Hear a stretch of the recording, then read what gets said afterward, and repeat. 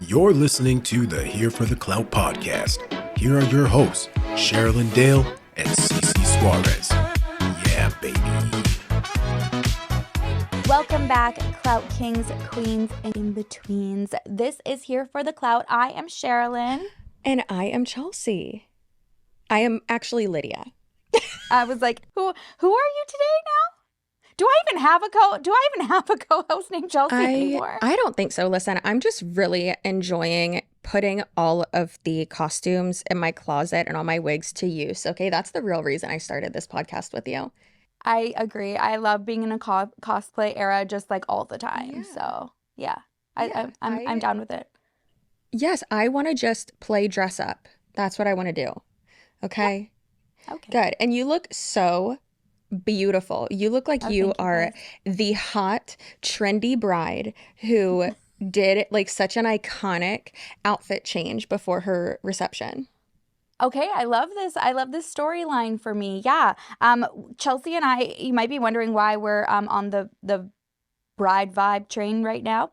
And it's because we're going to be talking about some unhinged wedding drama that's going down. We thought it'd be really fun to dress as brides. And then originally the thought was, okay, maybe we'll wear our wedding dresses. And I was not even going to start my morning doing that to myself, and try to put it on. But I have this party dress from like a birthday party last year and or 2 years ago, I think. And I'm never gonna wear this again. So I was really excited to be able to wear it. And I saw Chelsea. Did you get my reaction? Yes, I did. I filmed it. Okay, good. Yeah. I was not expecting this. I thought we were just gonna go with the traditional bride and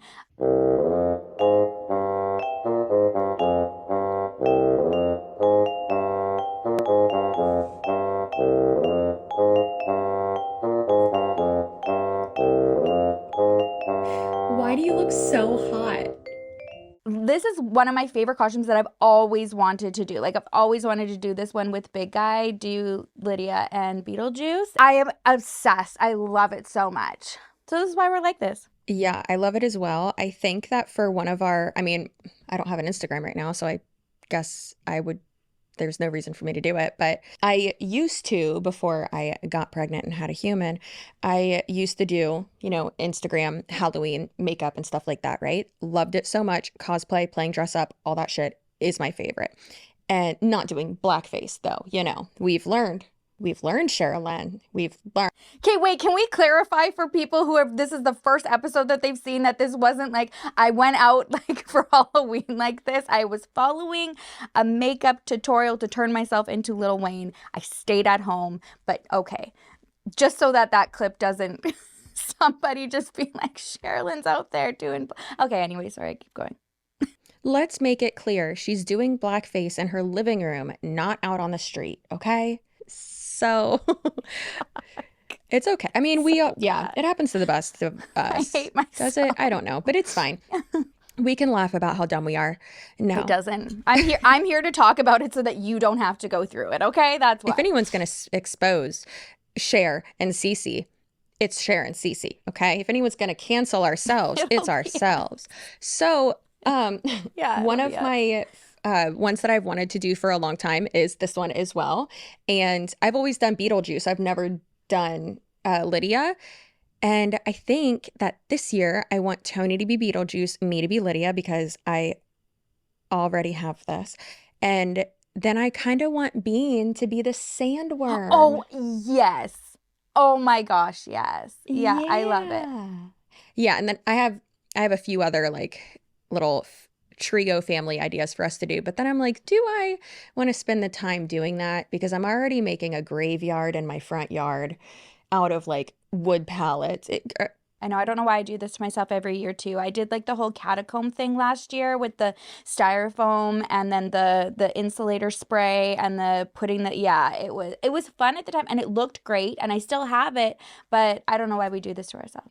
I mean, listen, I have fun doing it. It's a good like decompression type of thing. So yeah, let's do some housekeeping, shall we? So we have a little bit of a corrections corner as well. First and foremost, happy belated birthday to everyone's best friend, Cher. Thank you. Thanks, babe. I was thinking about you the whole time. I was wishing you were there. You would have loved it because you love a theme, and we had a theme. Yeah, it was really good. But you know what I learned? I learned that even though I'm trying to pretend that I'm not getting older, I really am getting older. This was the first time that I actually went out. Like, we had like a venue decided. Usually it'll be like we'll rent an Airbnb or something, or just even have it at our house.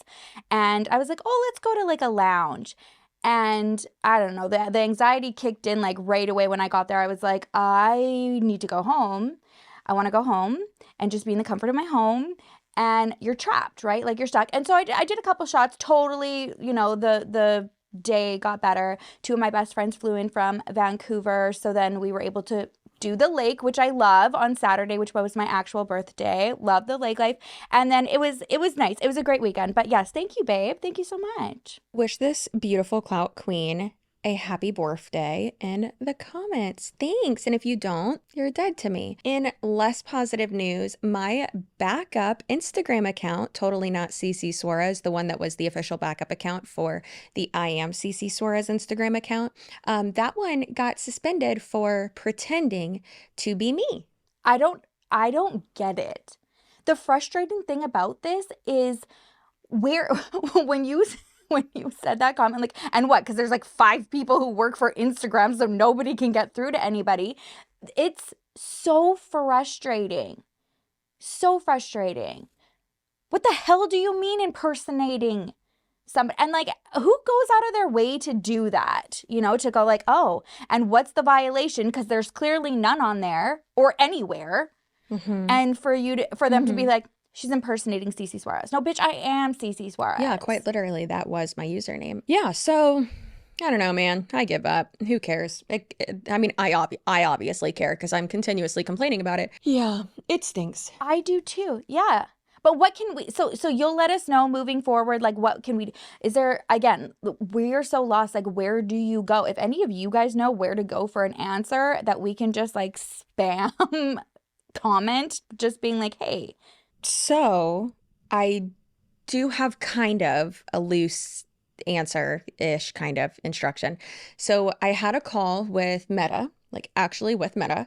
And Mark Zuckerberg? The thing is, because, he's got people. Yes, it was specifically him. Okay. Elon was there too. Okay. It was very weird. Yeah. Yeah. They tried to 3-way Donald Trump too. And I was like, no more billionaires, please. So I talked to this guy. He said his name was Monday. He was such a sweet soul. I need to protect him at all costs. However, he did not protect me at all costs. So he told me, he was like, oh, well, I'm actually not with account recovery. I'm with advertising support for Meta Verified. And I was like, why the fuck am I talking to you then? Like, that makes no sense. And I was like, okay, well, can like you transfer me? Can you give me a number? Can you put in like a ticket for something, like for them to talk to me? And he's like, no. He's like, I'm gonna be honest with you. And I was like, that's not a good sign. And nothing ever good happens after I'm gonna be honest with you. So he said that the best thing to do is for people to do the thing where you submit a technical problem, like when you shake your phone if you're on Instagram and then the little prompt pops up. It doesn't work for everybody. It's typically just for iPhone users, and some iPhone users it doesn't work. So you'd have to go like to settings and then like all the way down and report a problem. If it's that hard for you, don't worry about it. It's okay. But if you shake your phone and then it says, tell us we like did something wrong. I don't know. And then what happens is it takes a screen, report a problem. Literally sitting there for an hour. Report a problem. Okay, now what?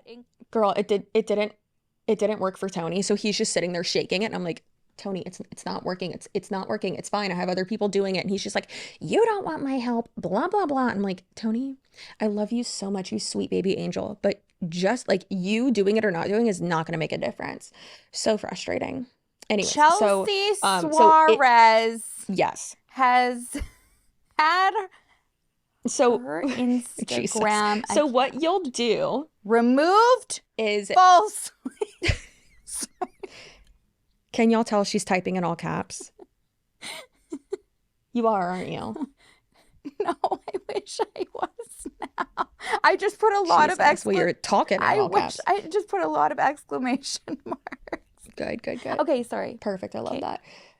So that is what you'll do. But it will be obviously helpful if you put at I am CC Suarez, had her account deleted or disabled, whatever, for violating community guidelines. However, this was because she was, mass reported, whatever you want to do, whatever, is just easiest for you. If you can, that's fine. If not, it's okay too. I'm trying my best. She was mass reported on a witch hunt by the boss babe. Jesus Christ. You sounding like Alex Jones over there.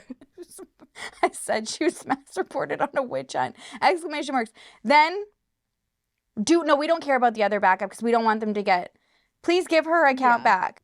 They're just going to feel sorry for me, I think, at this point. If you guys could also help with a little bit more. I'm just going to keep sending them as well, though.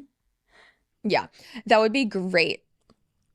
That's what a lot of people have been doing, and everyone in my family's doing it literally every day, which is awesome. But yeah, if you want to do that, it doesn't matter what page or of Instagram you do it on, because all it does is when you shake it on a certain page, it just takes a screenshot of that page, but you can delete the screenshot and just not send a screenshot. Yeah. So those are the little housekeepings that we have. We did hit 7,000 subscribers on the YouTube. Effing believe it. I was even saying that to Brent the other day. I think we've even mentioned in the video, to see this response and support is it means so much to us. We both fought for our lives for 1,000 subscribers to get just monetized and get the hours. That was fighting for our lives out there.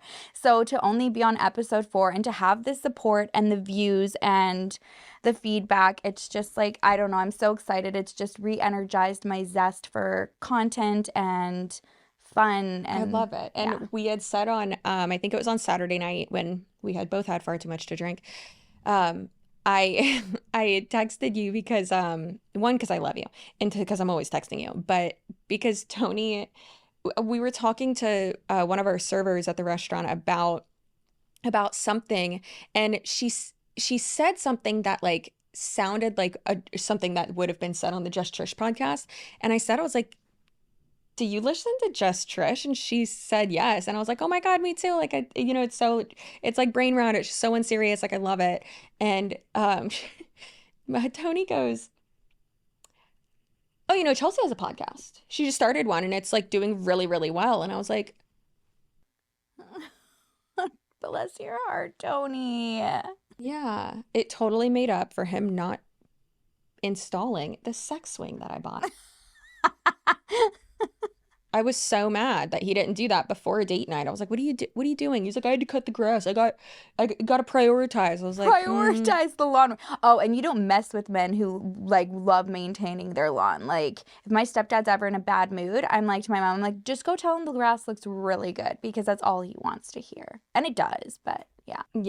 Yeah, I mean, and I'm the same way with my plants and stuff and my little propagation station and the community garden and all that jazz. So yeah, so those are our housekeepings. Corrections corner. Are you ready? Corrections corner. I'm loving that this is now a thing. I wish it wasn't, but you know what? If there's one thing we're gonna do, it's get shit wrong and then correct it. So we have a corrections corner without a crystal ball / Todd Chrisley. I got something wrong. So Katie Joy made claims regarding Todd Chrisley's eldest daughter.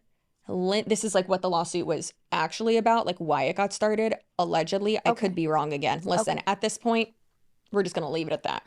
But she apparently made claims regarding Todd Chrisley's eldest daughter, Lindsay, and a supposed sex tape that was And so like Okay. that was a significant part about the, lawsuit and the drama and like why that all started. So Katie Joy was discussing that and like those allegations on her platform. And Lindsay apparently was talking to Katie Joy, and Lindsay was saying that allegedly the sex tape was being used by her father, Todd, as blackmail to keep her from cooperating with authorities during an investigation into the Chrisleys family's financial legal issues. So that's crazy. And do we know if that was true? I don't know. I'm not going to pretend like I know. However, it's still and we also can't take it as facts from Katie. Exactly. But the thing is like, she's always like, oh yeah, I was sued by this person. I was sued by this person. I was sued by this person. But this was settled. This was that. This was that. Like, I won this. And it's like, girl, okay, like you won this, or like it was settled. Settled doesn't mean you won. Like, first and foremost, it just means you both said stop and you agreed to it. So like you didn't. Like, that's what, when she said that in that clip and she's like, I was sued by Tati Westbrook. It was settled. I didn't defame her. Well, you settled.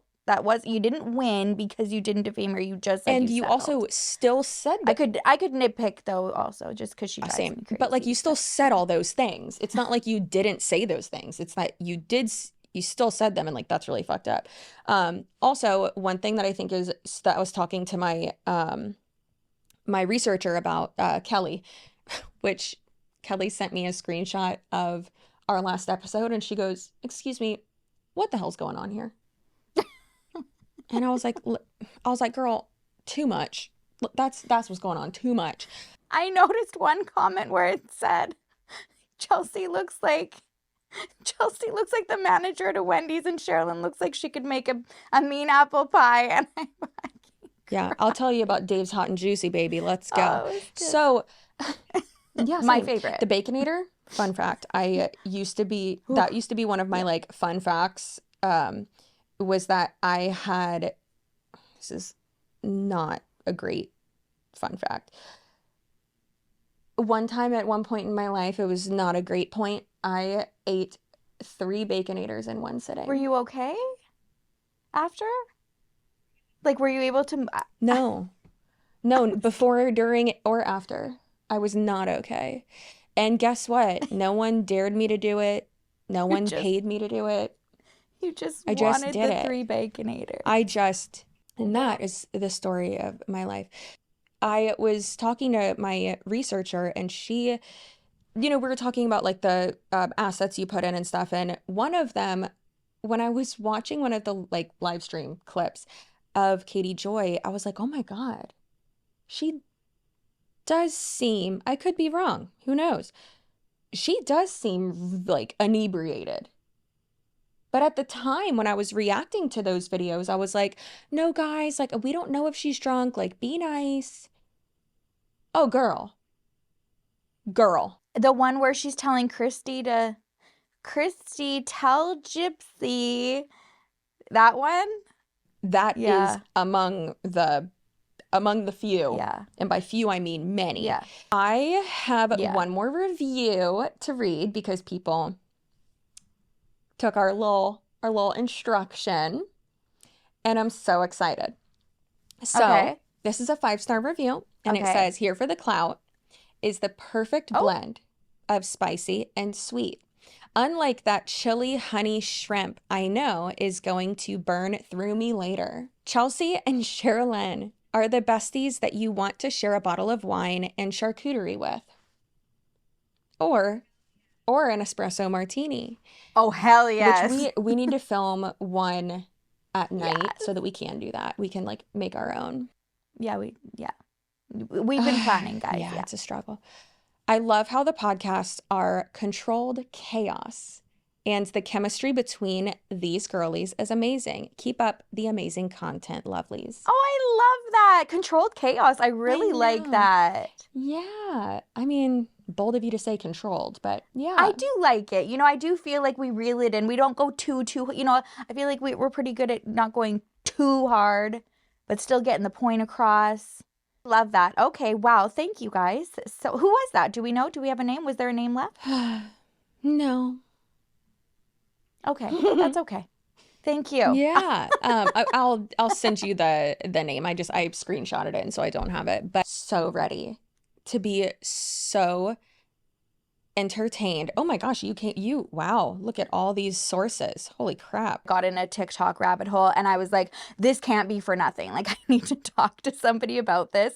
So can we watch it and weigh in together? And she said, absolutely. So I'm going to put them in order that they would have come in on TikTok. I saw them in a different order. I ended up seeing the dressmakers reply first, and I was like, what in the hell is she talking about? I need to figure out what's going on here. And then I did. But I think it'll make more sense if we just go from the first bride. So let's do.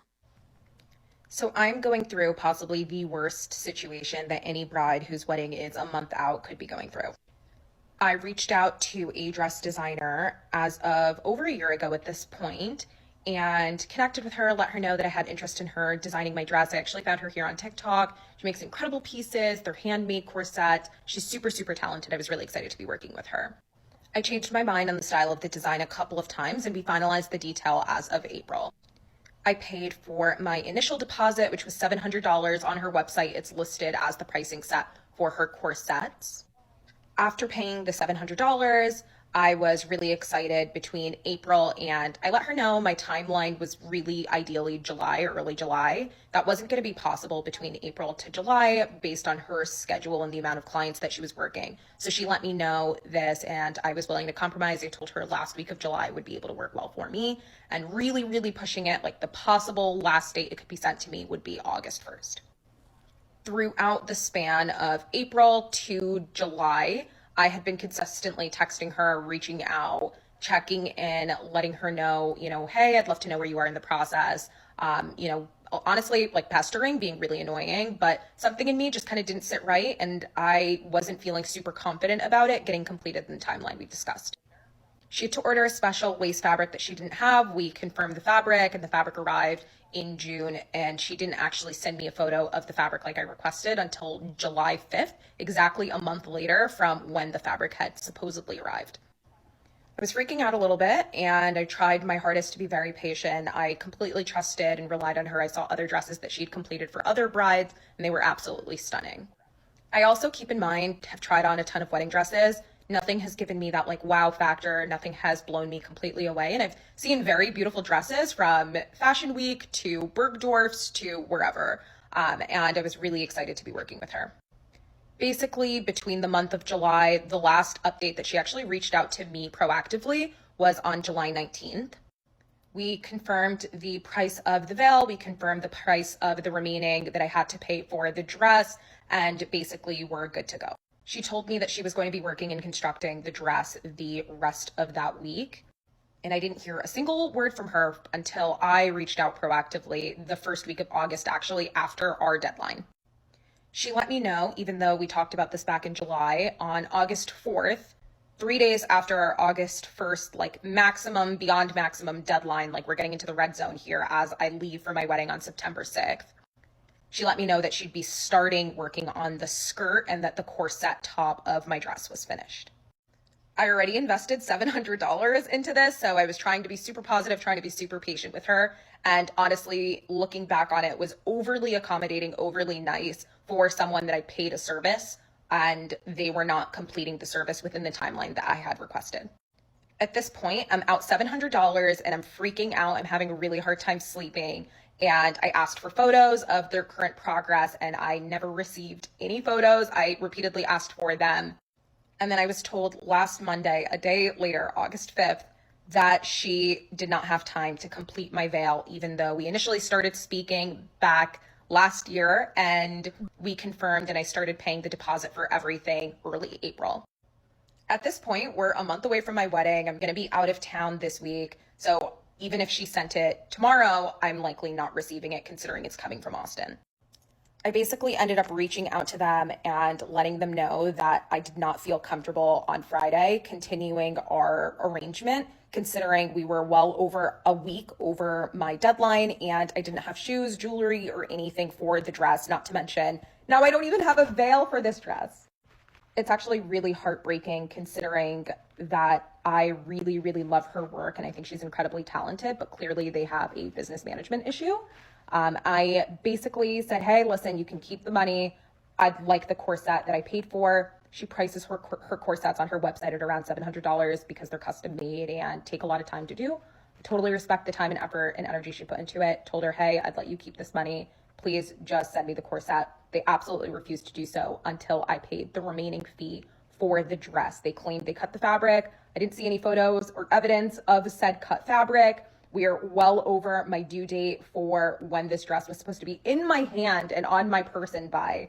And they are really honestly being extremely unprofessional at this point. I just wanted to share my story and warn people from working with this business. I'll tag the business down below. I really hope that this never happens to anyone.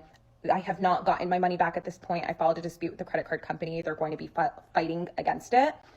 There is an option to take them to small claims court. However, consulted with my lawyer, they said it'd be a little bit of a headache. So I let them know that I was going to be making this review if they didn't come to some sort of arrangement with me, and nothing's been done other than basically them, disrespecting and continuing to gaslight me about my experience working with them. So just wanted to warn any other brides. I hope this never ever happens to anyone ever with their wedding a month away, actually less than a month away at this point. The dressmaker that she's talking about is a page on TikTok. I guess it's gone pretty viral a couple times. It's called Ma Corsetière. Ma Corsetière. Beautiful stuff. Like when you look at it, it's definitely like a vibe that I would go for. Just like very like silky. The corset, you can wear the corset out with like jeans, or you can pair it with like a skirt, or have like more of like a bridal bottom. Okay, but we get into some teas about like the idea of where this came from. I love how you just got sick of it and ripped a hole in your glove. Sometimes you have to, okay? Yeah, so now we're going to hear from, her name's Cricket, and she's the owner of, Cricket, we'll see her last name here. Anyways, she's going to be addressing the allegations. So let's hear from Cricket. Now, is Cricket her government name, do you think? I'm assuming yes. It's spelled with K, and I think when you see just like her vibe and style, and then when we introduce her sister later, there's this like, I don't know, like I could see their mother being like, oh, it's Cricket. Like, I don't know. It's very she's like Brad Mondo's fake girlfriend with the podcast. She's got herself into issues right now. The Sophia LaCourte or something, like the way she talks, like she's transatlantic, like that. So I just feel it's like Cricket. Like, I don't know. But I don't know. And I haven't seen her IDs, but we make up government names for people. So we can also do that for her if she'd like. Looking at you, Richard Luxury. I know you're watching. Okay.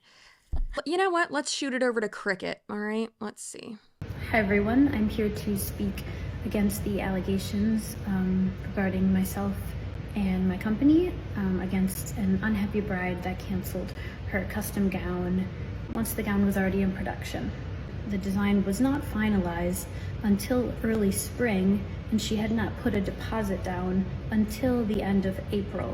Because we had been speaking for quite a long time now, I wanted to honor that, and you can see in the messages between us, I fully was transparent that I wasn't even sure that I was able to take her order any longer, and that I might only be able to supply her with a corset, and came up with this unique sketch.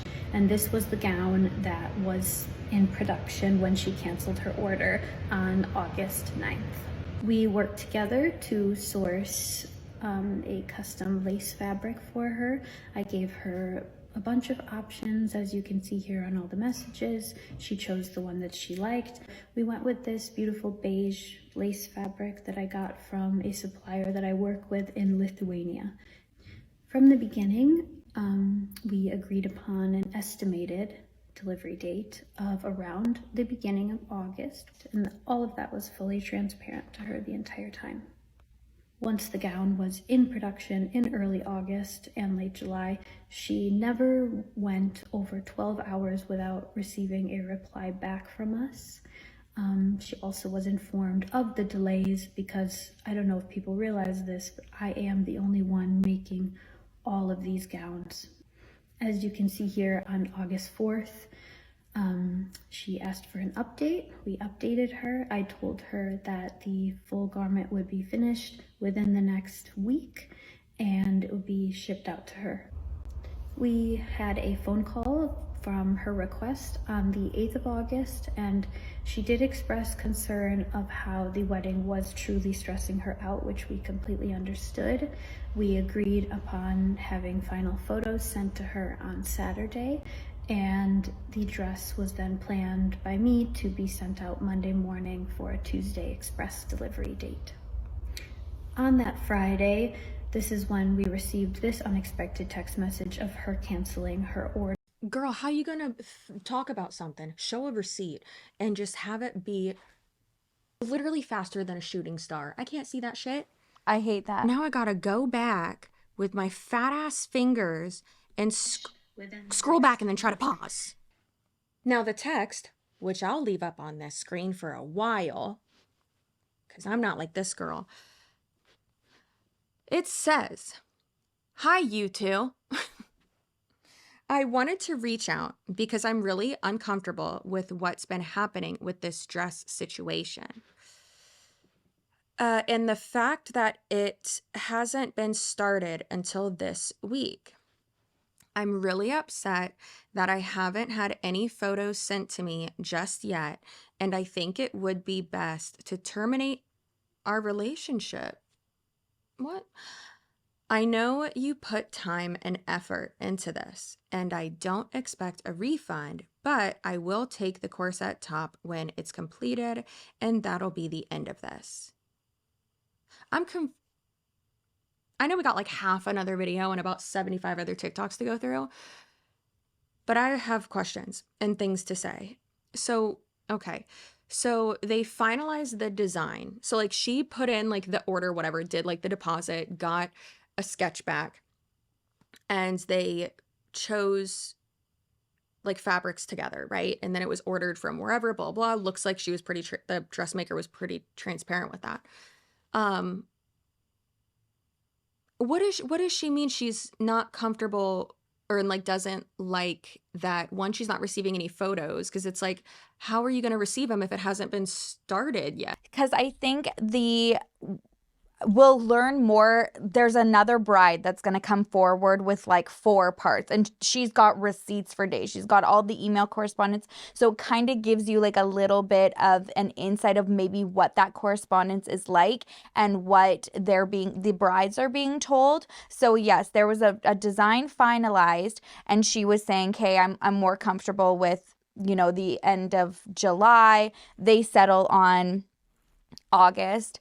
And yes, I get it too, for if the date is already there, we don't know how fast somebody could work. So if they're saying that they have the August 1st date set and they're asking in June for updates, well, it could have not even been started yet. So I don't know if it's just like the lack of transparency maybe from the dressmaker. And we'll learn here, she is very new to this. She's not like an experienced dressmaker at all. She just recently learned how to sew for a business for her and her sister to go into together. Lots going on there. Yeah, so and then I think, she just kind of popped off and went a little bit viral and maybe took some too much on and wasn't prepared for it. So instead of just being like, "I don't have options or like photos for you yet because I haven't started." But if she's getting the same correspondence as the other bride that we're going to hear from, they're being told it is started. They're being told, "Oh, it's exciting, I'm already done this," and they're just wanting to see before it gets sent out. So if there's anything that needs to be adjusted, it can be done, right? So then when the August 1st date was set, and then she hears back like that the dress wasn't even started yet and that it's going to be ready like the following week, she was like, "What the hell is going on? Like, how are you going to have this ready in time? I got to get on a plane at the beginning of September to go to my destination wedding. So if anything needs to be altered, or she hadn't get her jewelry or her shoes or anything because she wanted it to be tailored to the dress. She was feeling whatever. So then, yeah, she halted the correspondence or the transaction. Okay, yeah. That's understandable. I get that. Okay. And she was saying that she's still like she's out $700. That's what the deposit was, and she's not, requiring or requesting a refund or anything like that. So just to be clear, she was saying, yeah, okay. She wanted to. She said she'd just take the corset, so she did. I think wanted maybe the rest for like whatever the fabric would have been for like the skirt and the veil and stuff, but since her corsets online run about $700, she was like, I'll take the corset. So yeah. And I wanted to give her a chance because we had been speaking so long, and just 4 days ago she had been sending me hearts and smiley faces, and she was so excited. And so I thought maybe I was very concerned that she was not understanding the consequences of actually canceling her own gown. And I wanted to double check with her that she understood that if she cancels the gown, she has to afford the repercussions, unfortunately. In our policy, it says that clients who cancel their sales contract are not entitled to any refund of any money up until and before the cancellation date. For gowns that are already in production, especially custom gowns with custom source fabrics made to her measurements that cannot be resold or repurposed in any way at all, that the client is then responsible in payment in full to the company for the release of any of the pieces of the garment. The garment does remain the possession of ma corsetier until the payment is received in full. She then goes and tries to barter with us and unfortunately say that she is entitled to a full refund or entitled to her corset top being released, and she doesn't need to pay for the skirt. She doesn't need to do anything further. She wants to terminate our business relationship, aka cancel her gown, but still have the corset sent to her. But unfortunately, as much as I would like to help her, it does not work like that. It just doesn't. She then confirms a few days later that she does want to cancel the gown, but she is entitled to the corset top. We continued to try to work with her even after the gown cancellation. We give her several options of what she wanted to. All right, so she says, again, flashing the fastest assets you've ever seen in your life. She said, I'm reaching out here again. I understand a message was sent to blank on her personal phone number about the situation. Because this has become an escalated issue, we are no longer using any personal phone numbers on our end for communication. Moving forward, everything needs to be via business email for bookkeeping. I do understand the concerns you have stated up until this point. We do apologize that this delay does not seem to work out for you. For this, we do apologize. That's giving a big I'm sorry you're upset vibes. Sorry, yeah. I'm sorry our actions really upset you.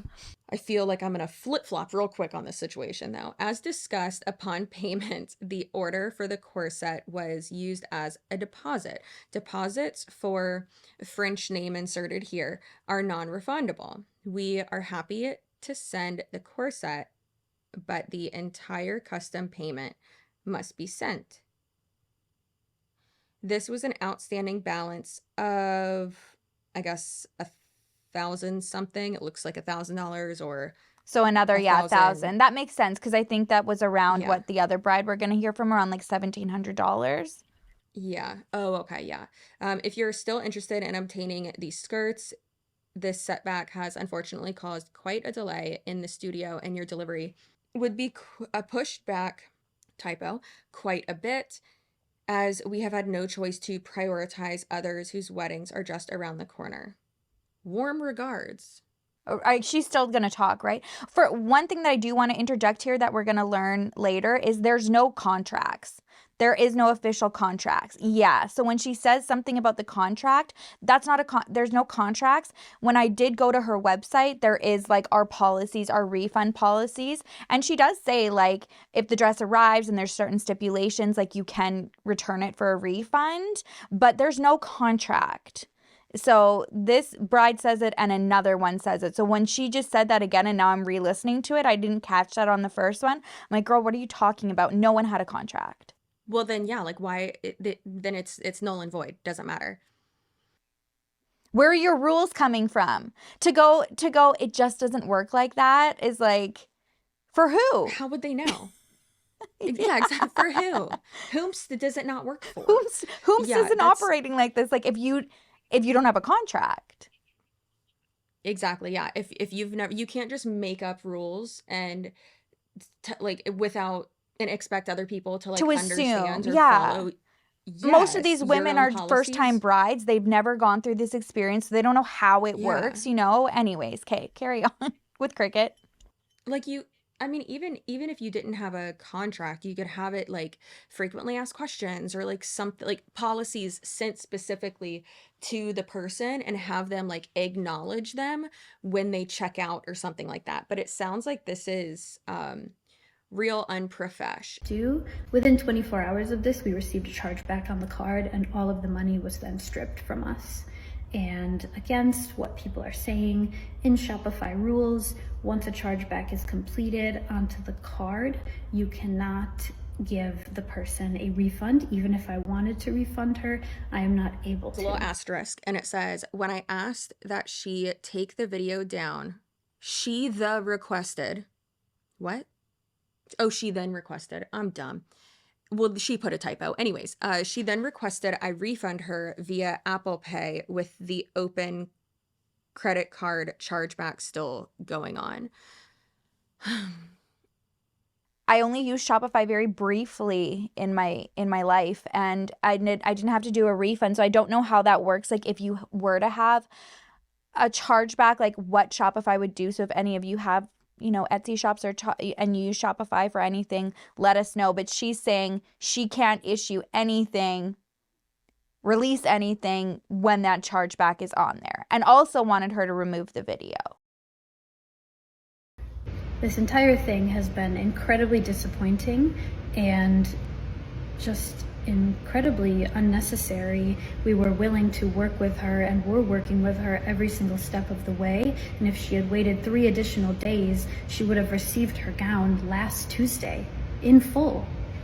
I want to remind all of you again that this was a one-of-one gown, and once it is canceled, all deposits are non-refundable, just like anything that is made to order in the entire world. Because of this, I did have to take a break for a few days, and unfortunately our timeline was so tight that I'm not allowed to take a break for a few days. And so I really want to deeply apologize for the other orders and girls that were affected because of this. All orders now are placed via private inquiry only, and the timeline of these orders are now under control. I want to shift my energy in a positive manner and continue working with those brides who truly understand what a handmade garment is and what they are receiving. So thank you for everyone that has been truly understanding and is still excited to work with us, because we will be continuing and we have a lot in store for the future and are very excited. Yeah, that seemed super petty and unnecessary, but all right, go off, Queen. So I have some updates over the situation, and I just want to thank every single person who helped get my video attention and bring it to other brides as a warning, because that truly was my intention here. And it actually did get the attention of the vendor. I also wanted to shed some light and clarify some things on the timeline, and some people felt like I was leaving details out. I just didn't want to make this video longer than it already was. I reached out to her, I believe the summer of 23. We were in basically constant contact. She let me know that she was not really making a lot of bridal dresses, and she was super excited to be working with me on my wedding dress. We changed the design a couple of times. I changed the design a couple of times. One of the reasons was because I asked for a tulle skirt. She let me know she wasn't comfortable working with tulle. Great, no problem. We moved on and finalized on a corset top, over skirt, and a lace skirt. She was super sweet, super collaborative, and at the time didn't really post many people in her dresses except for herself. I saw working with her as a really great way to intimately work on my wedding dress and be really involved in the creation of it, whereas a bridal salon can take up to like 9 months sometimes to get a custom dress from those salons because there's a ton of vendors involved and a ton of ordering from here and there. And also probably much more demand. The real issue is that she began working on the dress a week after the actual due date. I don't know if she started working on it beforehand, but it seemed like from communications with her assistant who let it slip that she hadn't even started working on the skirt yet, and this was already a week after the due date. So I hadn't seen photos. I asked for photos many, many times in that week, and nothing was discussed until my final decision to actually cancel my order with them on Friday. I never asked for a refund. I simply asked if she could send me my corset. And I actually was even willing to pay for the material that she cut. That's how much I respected her work. I was devastated, obviously, about having to terminate that relationship, but I didn't really see it that I had any other choice. So my wedding is actually out of country and it's happening next month in mid-September. So we really don't have that much of a time turnaround between actually getting a dress and especially considering the fact that it's coming from Austin to New York. So she reached out to me actually after seeing the video. So thank you everyone who helped get the video in front of her and let me know that she'd be happy to refund me if I canceled the chargeback as well as deleted the video. And I didn't feel good about canceling the chargeback, so I reached out to my credit card company, asked them what that process looked like, and they basically let me know if you cancel, we cannot reopen the case. So have her refund the money, and then the chargeback will be obviously canceled because it would have been resolved. I let her know, and she sent me a couple of screenshots basically saying her system didn't allow her to give me money if there's an open chargeback. But the person that I spoke to specifically at my credit card company told me their system should not be impacted by the chargeback and they should be able to still refund you with an open chargeback. I haven't heard back since, so I don't really know what's going to happen with that situation and if I'll get my money back. But again, appreciate every single person who's reached out and, showed their support because the situation has definitely aged me like 3 years. But obviously a very special thank you to House of CB who's sending me a dress, which is so exciting. I don't currently have a beautiful white wedding dress, so I ordered one with them. So I'm really excited about that. And I was actually jumping up with joy for the first time last night when I was messaging them. I will keep you guys involved if anything else pops up, and I will also share the dress when I get it. I'm heading out of town, but I'll be back in a couple of days, so I should have it by then. So there's a positive spin for that bride. I think her video was posted prior to Cricut's response, but now we know, okay, she's got a dress. Our girl's she's leaving this week, I think next week, and she's going to get married. So hopefully I'm excited to look at her photos and see, the dress that came up. My opinion is I thought she seems very respectful, very with it, considering that your wedding is a month away. And when you had a date set for August 1st for your dress to be completed and you find out a week after that date, the bottom hadn't been started, I would have been flipping the F out. Flipping the F out. I think, in my opinion, she's extremely chill for getting married in a month and then literally up until House of CB popped in, didn't have a dress. Good God. And then the fact that she follows up and says, I even offered to pay for the material, knowing damn well that they hadn't even been freaking started. Let's go on to, so this is the first video that I saw of another bride. So I actually hadn't even seen, I thought this is the bride that she was in issues with. It's not. So this is another bride that wanted to come forward, and I actually saw her on Reddit say, oh my God, because there's a thread on Reddit going on about this. And who am I with Reddit? And she said, I've been wanting to do a TikTok, and kind of briefed her summary. So now I'm like, oh, you're the girl from Reddit. So she did. So this gets insane. So this is her experience with Cricut.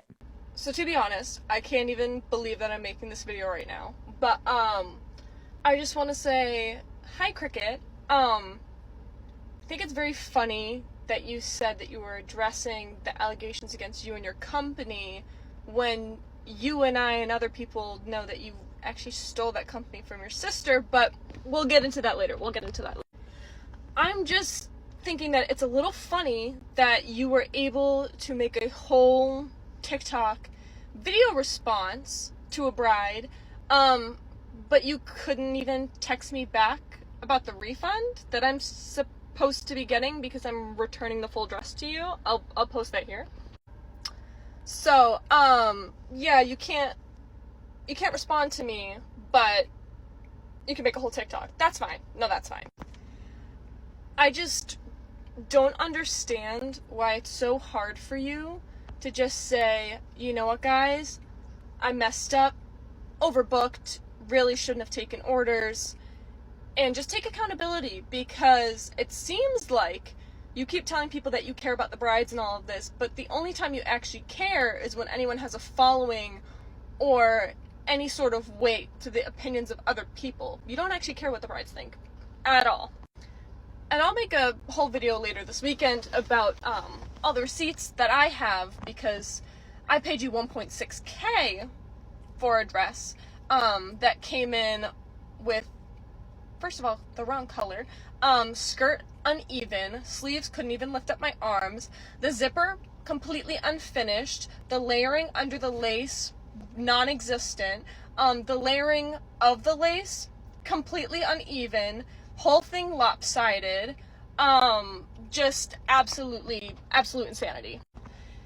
And you were kind enough to give me a refund of $400 when I told you that the bustle that you were supposed to add in that you needed an extra week to do wasn't even on the dress, and you realized, uh-oh, I totally forgot to do that, and I guess I didn't need all that time. So, thanks for that refund, but I'm still waiting for your text back, because I have a dress to return, okay, and I kind of need your address so I can return it, and I can get my money back, because I think that's more than fair based on all of the information that I have. So, and I also just want to address the fact that you're apologizing to the other brides that are getting dresses from you, not because you're late, but because you had to address allegations, and that pushed your timeline back for their dresses. So I find that really funny, because when my dress was 2 months late, I didn't see you making any TikToks to address any allegations. So where's my apology for that? Because if you want to apologize to all the other brides who got pushed back 3 days because you had to address a video of someone calling you out for your scammy behavior, where's my apology? Where's all the other brides' apologies? Because I know pretty much every single bride that I've spoken to personally that's contacted me or I've been in contact with have all gotten their dresses late. Not a single one on time. So are you going to apologize to them, or is this just a whole facade that you want to put on for everyone? Because I'm telling you, it's not a good look. Not a good look. And I don't even have time right now to go into the whole thing with my dress. You guys will be getting a video this weekend, but the lack of accountability, and I can't. I don't even understand it. All you have to do is say, hey, I know that you want your dress. I am not capable of making your dress. So therefore, I am not going to let you purchase a dress from me, because I know that I would be scamming you by accepting your money. But instead, what you keep doing is you keep taking orders that you don't have time for, and then you keep putting it back on the brides, saying oh, my grommet machine broke, or oh, I had a bridal emergency. No, Cricket, no, you didn't have a bridal emergency. You overbooked yourself with too many clients because you got all excited that your brand was blowing up, and now you can't meet the orders that you're supposed to meet. Take accountability for not being able to do the job that you're telling people you can do. It's really not that hard. Don't take any more orders. The fact that you're still in business when you actually told another bride that you were shutting down completely because of how bad things were going, wild. Absolutely insane. But I'm just gonna leave that here for now. Goodbye, everyone. Drops it. So when I first saw that, I thought, oh, Miss Toot out here, she's got a little bit of a bite, but you are gonna understand why. So at first, rubbing me the wrong way. I was like, ooh. But then when she comes with her receipts and you see The patience of this woman is beyond a saint. The way she is licking her butthole, basically, just to get her dress, like, done in time. And, like, she was beyond kind. So I think that was a combo, like, just like an accumulation of everything she had gone through coming out at that moment. The way I need to see that dress. I can't wait for you to see it. I can't wait for you to see it. Oh my God, she shows it? We're gonna see it. I'm so excited. Oh God, okay. I'm like anxious. I told you, I'm like, I can't get out of this, like, this freaking rabbit hole. So here's some of the emails that we exchanged back and forth, some of the initial ones, some of the other ones, so let's get into it. So feel free to pause if you need to read anything, but this is why I initially reached out. So just saying that I'm planning the wedding, blah, blah, blah, don't really know of a date yet. So she said to Cricket. Oh, did you mean? Yeah, sorry. He's making all the noises. Yeah. So she reached out to Cricket and said, hi, or that literally doesn't say, hi, Chelsea, what are you doing? It says, good afternoon. I am planning a wedding for late 2024 or 2025. And I'm trying to get ahead by weighing the prices of getting a custom versus pre-made dress. I have attached a PDF of the designs. If you could please reply with a general estimate of what the cost for each design would be for to be made custom, as well as the time frame, that'd be greatly appreciated. All that good stuff. Then she replies based on what I sent her and the designs, and this is what she says. Trying to keep her costs as low as possible. Yeah, I'm sure. Then, of course, I don't know what's going on, so I start asking questions, first time getting custom clothing, all of that, and she's kind of like telling me about the process a bit. I picked the design, sent it to her. Here's the design. This is what I sent her with like a giant PDF, which I can put in a later video, but I had everything lined out to the nines, all done. That is absolutely gorgeous. Wow. She says, thank you. We talk about silk, all of that. Talking about I want warmer tones. Start looking for laces online.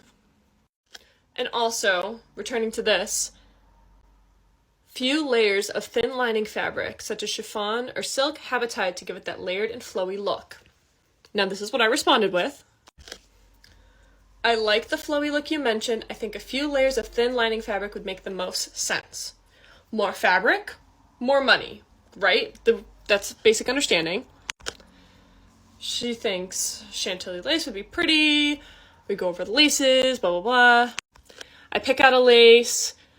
The lace wasn't in stock. Great. She finds a different lace. I'm like, love it, beautiful, great. And then she gives me the new updated quote, which is $200 more than the original one was, which, like, makes sense because there's a few layers of fabric that actually don't exist, and all of that. So that's the quote that she gave me.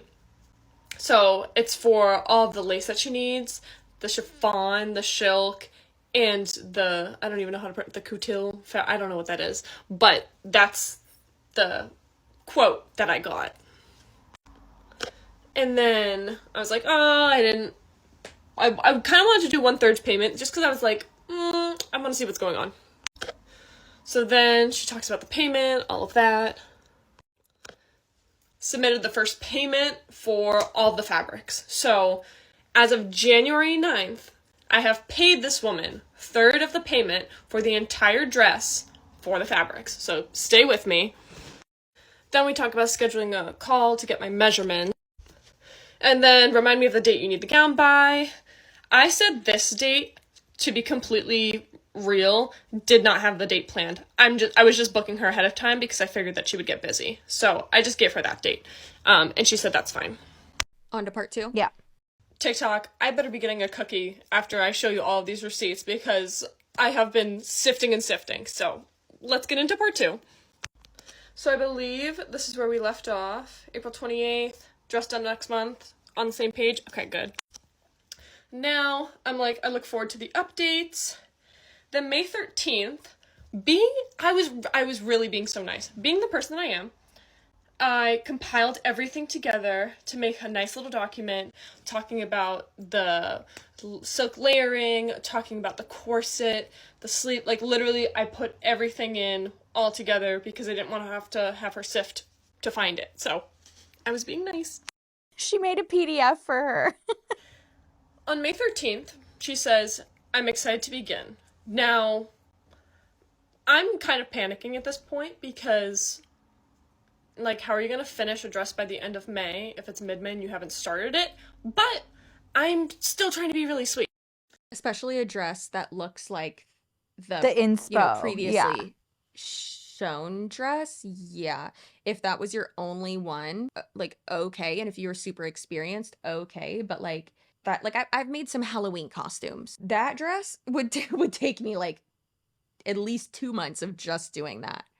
Yeah. Yeah. Until like get it perfect. That ain't 2 weeks. Unless you're like, just wait until you see what fucking comes. I cannot wait. So I say, awesome, thank you so much. Let me know when to make next payment. So this is May 29th. May 29th, end of May, when the dress is supposed to be done. I haven't seen any photos, haven't seen anything. I've paid 1/3 of the payment. All right, we're collecting this. Hi, Hope. I'm sorry, I have not started your gown yet. I honestly don't even need to read it. You guys can read it. You'll get the gist. It's pretty bad. Now, I was very mad, but my fiance talked me off a ledge, and he was like, you should write something a little nice. So we went with this, which, like, I think, sorry, not to toot my own horn, I feel like this is a very kind response. Like, I think this beyond. is very understanding. June 20th, I reach out again, trying to be very understanding. The fact that still haven't heard anything, should have been very concerned, but you know what? I'm trying to give her the benefit of the doubt. I really am. Then I get this. So this is her assistant. Her assistant, no tea, no shade. She was very nice, very kind. I don't really think that she has anything to do with this. I think that this is all Cricket, and I think that this poor girl has gotten roped into this. So, she's like the client, like, manager. She does all the emails and stuff. First of all, Lily Church, that's a made-up name. It sounds Colleen Hoover, doesn't it? I was just gonna say that. Does she own a flower shop? Does it end with her? So she tells me that it will be ready mid-July. She definitely hadn't seen probably any of the previous emails, so she probably has no idea what's going on. And Cricket probably just told her to say mid-July. So I send this, which I think is really nice, considering this is now the second time that the dress is being pushed to a later date. And mind you, I told her October wedding back in April. So, like, we should be on the same page of, like, I do kind of need the dress.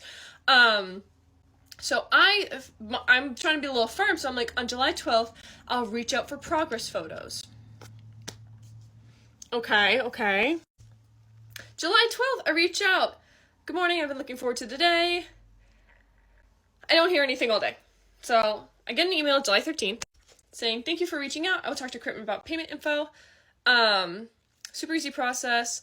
So the assistant, she forgot to take photos of it, which, like, it happens. I don't blame this girl at all. I blame Cricket for everything. I don't blame this girl at all. So I said, thank you so much. No need to apologize. I know things can get busy. Mind you, which we'll find out in the future, the dress had not been started yet. So the progress photos did not exist. But we'll get into that. July 17th, still waiting on photos. So reaching out, any idea of when the dress is going to be shipped out? She says, oh my gosh, I forgot, never sent them. Thank you for messaging. Send the pictures today, planning on dyeing a new batch of lace. All this lovely stuff. And then she said it will be shipped out by Sunday or Monday for me. Absolutely. We're on July 17th. So we're past what I would consider mid-July. And again, I'm being really kind. So I say, oh my gosh, no need to apologize. So excited to see the progress, and thank you so much.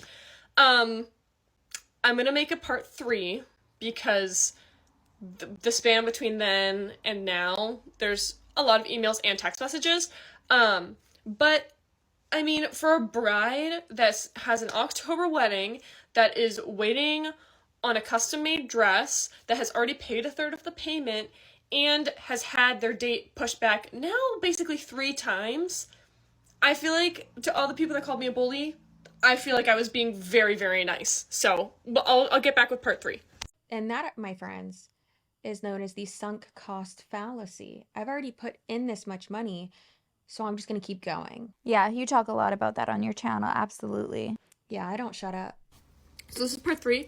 I have no one to blame but myself for not bowing out earlier, because the whole process was so sketchy, and like, I think I was just so nervous by the fact that I already made a third of the payment that I was like, I have to commit to it, because what if I don't get my money back? And now I'm realizing that the whole, obviously, response video she made to the other bride, I might not get my money back anyways, unless my credit card company helps me out. So, just bear with me. Here we go. So this is me saying, reaching out about the photos, July 17th. She's sorry. And then all of this, she never sent them. They're dying lace, so she said she'll send them today. I was like, okay.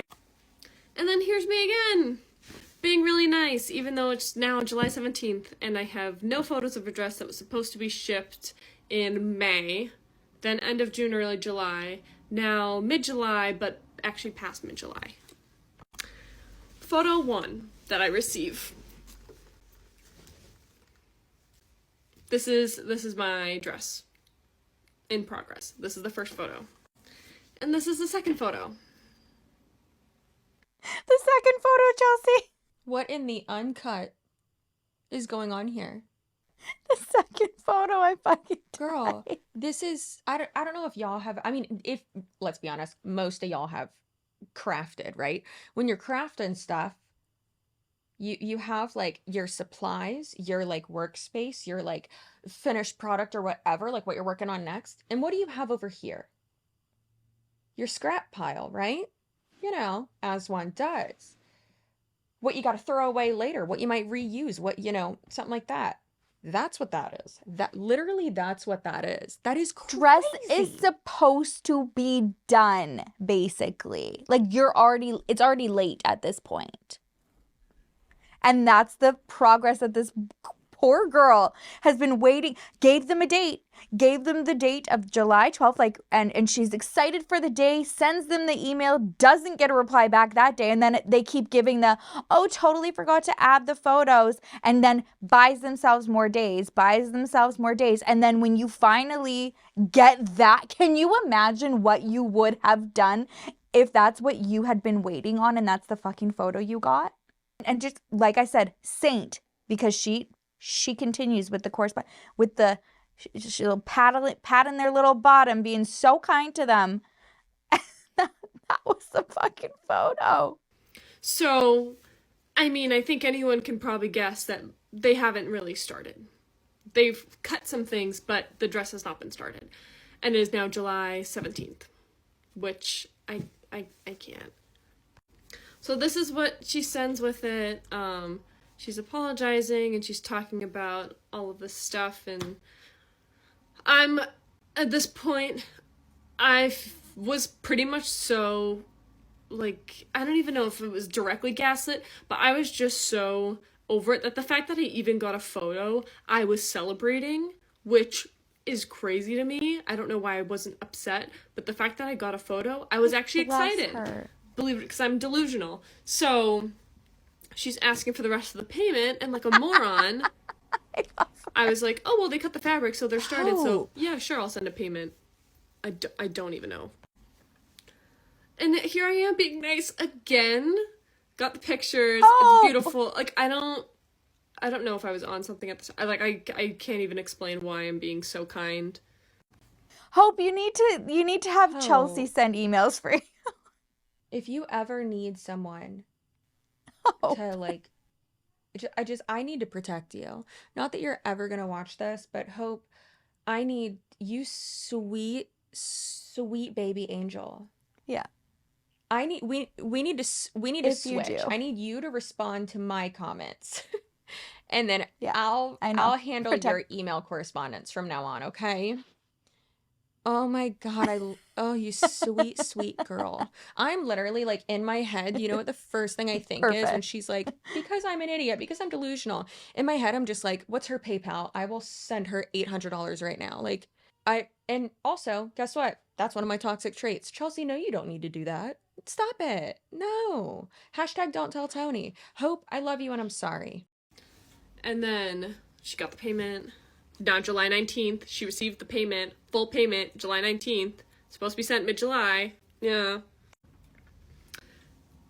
So I was told, if you looked at the last one, she had said that she was going to ship it out absolutely by Sunday or Monday. This is her assistant, but I'm assuming her assistant is telling me what Cricket told her.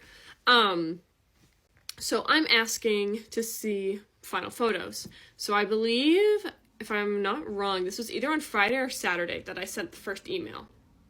It could be Saturday, but it's because I hadn't heard anything. So then this, I sent that out on Sunday evening because I hadn't heard anything. And I was like, it'd be a really sketchy thing if they just sent the dress and didn't show me any photos of it. So I sent this. Then I didn't hear anything back. So on Tuesday morning, after Monday's passed, Tuesday morning, I send out this. And I'm actually standing up for myself, really not enough, but a little bit. So if you want to screenshot that or do whatever, there's the second part of it. And there's like that last little bit. No, I can't. Hope. Oh my God, not the last line of her email being, please reply at your earliest convenience, as I know you're both so super freaking busy. Precious. Hope. Stop. You sweet soul. Oh my God. So yeah, I feel like I was actually really being nice still. So then she sends this. Apologies, days have been quite hectic. Sorry for the delay, some communications. Everything should be shipped out within a few days. Now I'm like, okay, I need a date.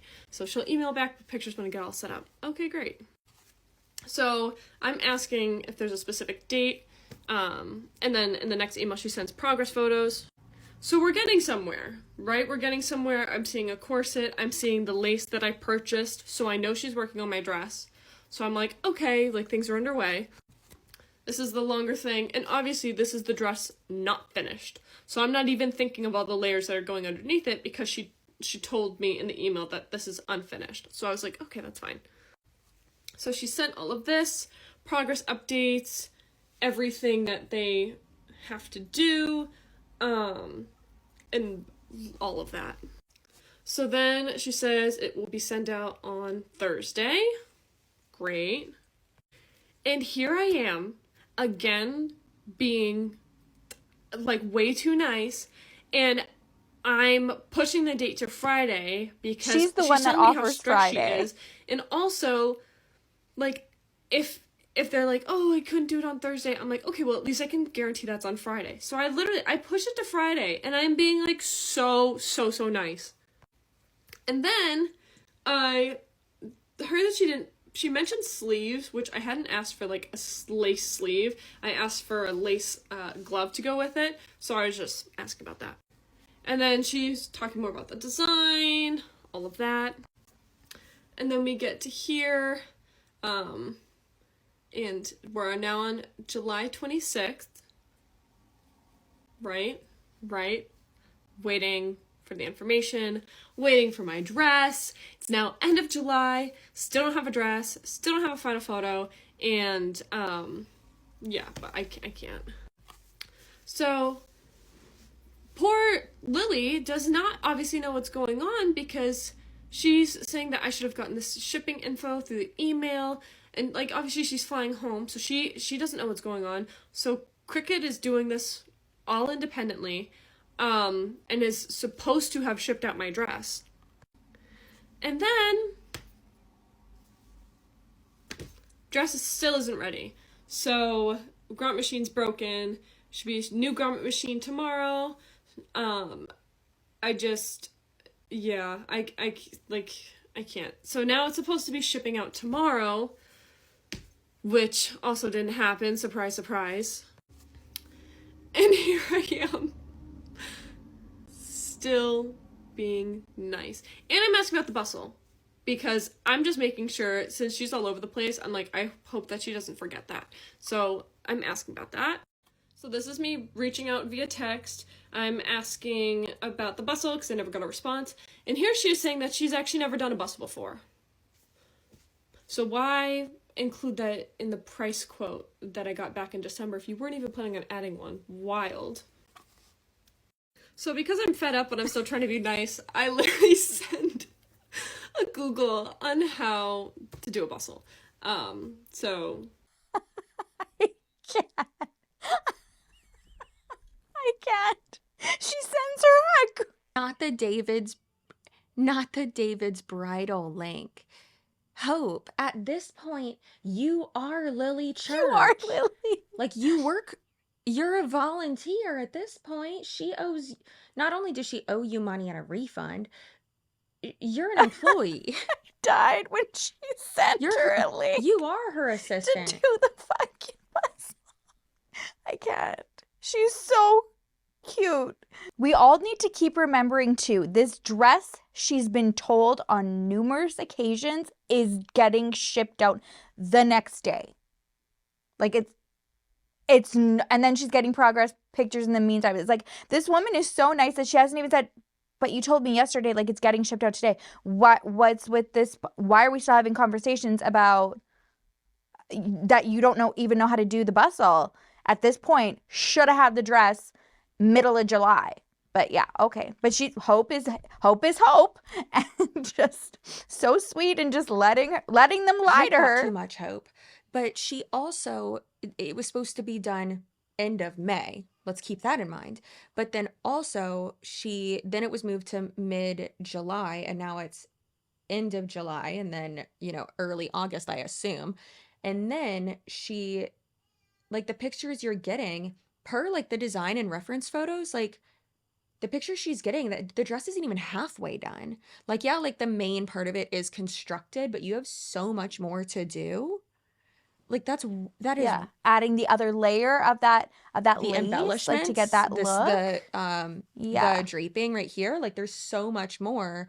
The accents on the side to make it appear more like a drop waist, like, that's wild. That's her response to it. And then I say that, and talking about the bustle, and I was like, I'm fine with the simple one. She's like, I'm gonna try and do my best. And then she's saying that she has clear buttons, have satin cap buttons, she'll see which works better. I told her I like the American style, I like the way it looks, yada yada. Keep in mind, Saturday, July 27th is starting soon, so I'm literally, this is how nice I'm being. And then that's her response to me. And then she sends me a video. So she sends me a video of the dress, and she was saying that the lighting was poor, and that's why it's like that. And then she was talking about dropped pearl. But it's Saturday, so it's, like, supposed to be done. And so I'm like, thank you. And then she's talking about this. And then she said that she'd show me a picture, and she said, enjoy your Saturday. So I know that this means that the dress is now not going to be ready. And then she sends me a video. I say thank you so much. And now I'm reaching out on Sunday because I haven't heard anything. I'm realizing that there's too much stuff left, so I'm going to have to make another part, but I hope you enjoy that. Okay. Final correspondence. All right. So this should be the final part. I just want to give a disclaimer. Remember, I know, like, the videos are probably crazy and it's just making people more mad. Remember, let's try not to be too hateful to this woman. She is a person. But also, finding out that I was way, way too nice, I kind of had an inkling, but I didn't realize that many people would agree with me, so that's good to know. So I'm going to go over the final photos that I got, and now trying to dispute the whole thing, because that's a whole thing. So where we left off was on the message that I had sent on Sunday. Heard nothing. Now sending on Tuesday, and this is what I get. She's going to be picking it or dropping it off to pick up. Thank you so much. And Tuesday, she said that she finished the dress, and then I'm asking for the final photos because I don't have photos and I don't want her to ship it without them.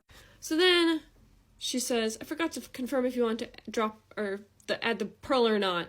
I'm out of the studio, conveniently. So now Wednesday, we'll get those photos to you momentarily. Thank you, can't wait to see. So she sent me photos of with and without. I like it without. Okay, sounds good. Pretty simple. And then she's showing me the dress on the thing. I'm thinking, gorgeous. Okay, and now it's going to be ready to ship. But she lives outside the city and it's too late to drop it off. So I didn't say anything to her because I didn't want to call her out. But I know that Arizona is 3 hours behind of where I'm located. So I know at the time that she was texting me, it was actually only like 2 or 3 o'clock in her area. So I didn't think it was too late, but I didn't want to call her out. So now we're at Thursday, August 1st. Finally get the tracking information, and I received the dress the next week, and I mean, you guys already know it was a total mess. Also, I did want to point out that she sent me this. I personally think that this is a little rude. The only reason I had to text her is because she was not replying to my emails, and because the whole dress situation was a fiasco, so I kind of had to contact her somehow, and I had to use her personal number. So I feel like this was kind of an unnecessary thing to say, considering that I was so nice the entire time. But now, this is when I finally was fed up. So you can screenshot that, and you'll probably want this. And there's that little piece. So she emailed me back. Surprise. So this is what she said. She refunded me $400, and I mean, the apology, I don't even know where to start with it. The fact that she said we do not typically do partial refunds.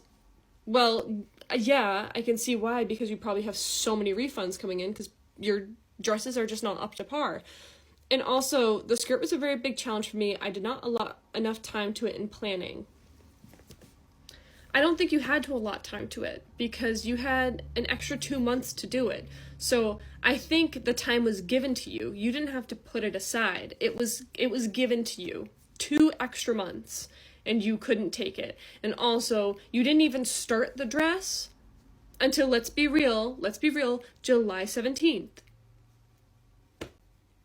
July 17th, you didn't even start the dress, because that's when I got photos of the fabric. So to say you didn't allot enough time to it, duh. So I just send this, and she responds with that, and now we're here. So for those that saw my video yesterday, that's the new text that I'm waiting on a response from. I have not heard from her yet, still waiting on it. So Cricket, if you're watching this, please reply to my text. I would love to return the dress and get a refund. And I don't really have much else to ask from you because I just kind of want to be over all of this. To any future brides watching this, feel free to support small business, but don't do what I did. You know, it's your wedding day, it's your big day. Like, don't compromise. You be a little firmer than I was because you're gonna get screwed. So, I hope everyone enjoyed my painful experience, and I will send updates if I have them. And before I forget, this is the photo of me in the dress. Oh my god. I mean, it obviously looks better from afar. I know that this probably isn't everyone's taste. The dress that I had designed, I thought looked a little more tasteful than what I received. I just feel like this looks very costumey to me, and I don't know, it just looked cheaply put together, probably because it was. So yeah, all of you wanted to see it on. This is me trying to make it look as nice as possible, cinching the corset as much as I can, hiking up the skirt, trying to add jewelry, make my hair nice, and that's that. So enjoy. You can see the coloration of her legs through the skirt. So obviously there's not enough fabric. She didn't add the extra fabric that she had to pay for. Yeah, and the sheerness, like the like draping on top of the corset looks very cheap. Yeah, it's the skirt for me, and I don't know if it's in the rest of this video with the zip, like where she gets to the zipper. Or I don't know if we included it, and I can't find it. So I'm like, there is a part where she goes through all of the detail of how the corset is even sewn. Like, you see every seam, you see every like stitch. It is giving an experience for sure. The back of the zipper is like falling off. I don't know where the frick it is. I don't know how we lost it and how we didn't get to it. She might be, because like I know I'm pretty good at sewing by hand, and like now I am. I'm scared of a sewing machine. I'm quite scared. I fear of not only I fear I'm scared of them, I do fear them. I don't know why. And like Tony's good at using a sewing machine, which is, bless his heart, it's so cute. He has hemmed quite a few curtain panels for me, but I'm spooked, and I don't know, I just love like the tediousness of like when you say like it's coming undone. That can, I mean, yes, it can happen when you like thread a sewing machine incorrectly, but when like things are just like pulling apart, it means, obviously means you did it wrong. But girl, as like hems, seams, zippers, those are the first things you learn in sewing class. So this isn't like the full update with all the receipts and stuff. I'm just going to make a quick little thing just to show like some of the dress, because I know a lot of people have been asking, and yeah, the lopsidedness is real. So I didn't even notice this when I saw the picture that she sent me, and this is without the additional like sleeve on it, but the dress at the bottom is lopsided like that, where it's longer on one side, and the location of the zipper is like not on the front or on the side. It's like in this weird middle part of like my hip when I tried to put it on. And also the zipper's not finished, so I'll show you that. So here's the zipper. So this whole thing is like, I don't know what this is. It's just left there, and the way that it was sewed in is like very kind of weak, honestly. I was really afraid putting it on that it was going to rip, because it just looks like it's cheaply thrown together, and this end was also not finished off. So this entire thing is loose. I'll unzip it for a second. So when it's fully unzipped, this whole piece is like not attached, and it was like that when I got it. Like, you can try and look, there's no finishing like loose strands or anything. That's just how she did it, and you can kind of see some of the sewing job too, which is just I don't even know. But yeah, so this is the zipper, which is I'm sorry, I don't know much about dresses, but it just kind of looks unfinished to me. So there's that. Also, I asked for the dress in ivory, and the pictures in the studio, the skirt looked kind of pinkish, and she said it was the lighting.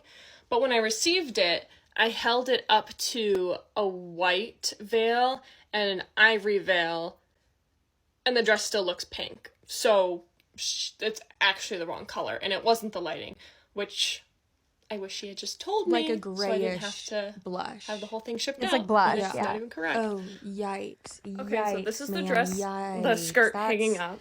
As you can see, I did put the longest point right in the middle at the bottom, and this is the back of it. So I don't know what. So she like did regular ruffling, and then she did this weird poof on this side, and then this one comes all the way to the edge is when it starts, but this one starts earlier, and then it starts looping around. So when I tried it on, it looked lopsided, and you can see at the base here, I might have to flip it around 1 second. So I just flipped it around. It's still completely centered. You can see at the base here, that this side is short and this side's longer, but it still meets right in the middle, right here, completely center, but this whole piece of fabric is like shorter and this whole section is like a good bit longer. And that's what it looks like with the front, where the one bump comes out on that side, but the other one doesn't. So it's just like lopsided. And I wanted to show some. What in the sisterhood of the magical pants, traveling pants, whatever it is, Blake Lively's first interruption into our lives. What is going on? This is offensive. Dear God. That's the first thing you learn, other than threading. Okay, so it's second thing you learn how to do is a zipper. Photos of the dress inside. So this is like the layer underneath, which is laying flat, but still lopsided. So I think the whole side of this skirt, this whole side is longer, and I don't know if it's just how she sewed the top of it, but like looking straight on, it's just a little bit longer. And also I have the email saying that she thought it would be nice to put like some chiffon or whatever, like the tulle fabric layering underneath to give this a little volume. And this is the only layer underneath. It's just this and this. And I didn't even think to double check when she sent me the photo, because I saw it and I was like, oh my gosh, finally my dress, just ship it, because I just kind of assumed that it was there and I wasn't really paying attention because I was just so excited to finally get a photo of the dress after having it be delayed for 2 months. Well, you would. So that was on me. I should have looked because I didn't know that she was going to scam me. And then for the corset, like, she makes corsets. Like, that's what she's good at. So this is the corset, which, like, I mean, the fabric's pretty. All this is really nice. It has a nice privacy panel. So that, like, part wasn't bad. But when she added on this piece that I wanted, first of all, look at the size of these sleeves. I could fit my arms in them, but I couldn't move them. Like, it's an off the shoulder sleeve, but that's as far as it goes out. And this is as far as it comes out from the actual side of the corset. It's teeny tiny. It's teeny tiny. And this is the finish of adding this onto the corset. So instead, and I mean, I don't know anything about sewing, but instead of doing like a seamless attachment underneath and just folding it over and ironing it, she attached it from the top and the outside. And there's like all these layers, and it's all just completely visible. So if I want to do any detail photos, you can see that she literally just sewed it onto the, like, she didn't even try to hide it. And it's like, not even wicked even or like neat or tight. So that's a whole thing. And so I asked for like the little peekaboo lace underneath. So this is how she sewed it on the inside, which like I guess is fine.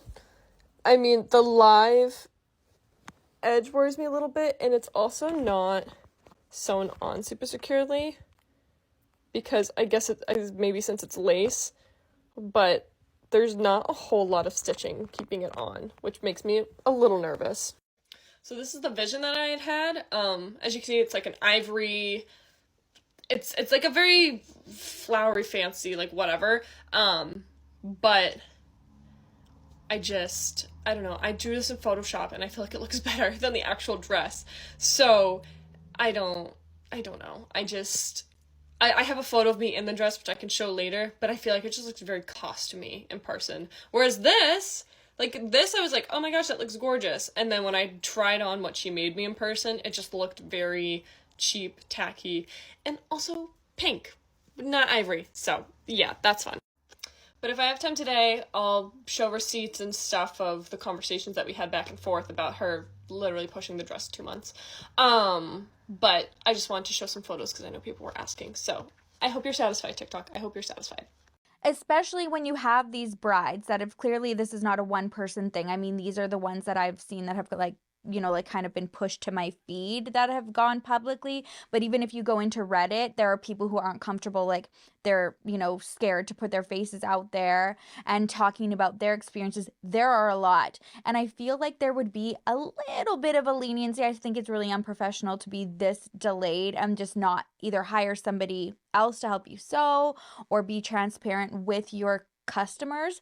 But again, you would get a little bit of leniency if you were getting your product that was, over under promise and then over deliver. And that's not the case. Now you've been waiting this long and the product comes and you've got the zipper that like she's scared to put it on. And I would be too. It looks like the whole thing's going to rip underneath of it, right? So there's a lot to to consider here. But like you said, like we all start somewhere. You don't need to work for free, but it's the transparency. And you can tell it's because she was wanting to go for this like luxury. Well, her sister was wanting to go for this luxury brand. So it's almost like it was rushed. It was very rushed. She wanted that caliber of like clients and look, and then she's just not there yet. Yeah. And the pictures that she takes though as well, like the one where she took where it was like, it looked like it was like a floor styled picture. You can't tell the mistakes from those pictures. And then seeing how she presents herself, just how she looks and all that. I mean, she looks like prim and proper and, it's all slicked back and this is my name and I'm Cricket, so that's unfortunate as well. Now, do you want to skip to the sister saying that she stole her company idea? Yeah, so let's get into maybe we're going to learn a little bit about where her experience is coming from, because her sister and her, we learn, were to start this company together. Actually, it's like this is like the little sister of the bigger plan, but just to kind of get their feet wet, get things out of there. And her sister does say like how new she is to sewing, like just learned how to sew and then trying to sell like $700 corsets. But anyways, it goes much deeper than that. So here is her sister. I'm so excited. Also, if I'm yawning, I'm so sorry, but girl, we quit the pacifier cold turkey. Oh, yes. And I was up last night with him, and it was just so hard to console him. And it is. That's like probably one of the worst times.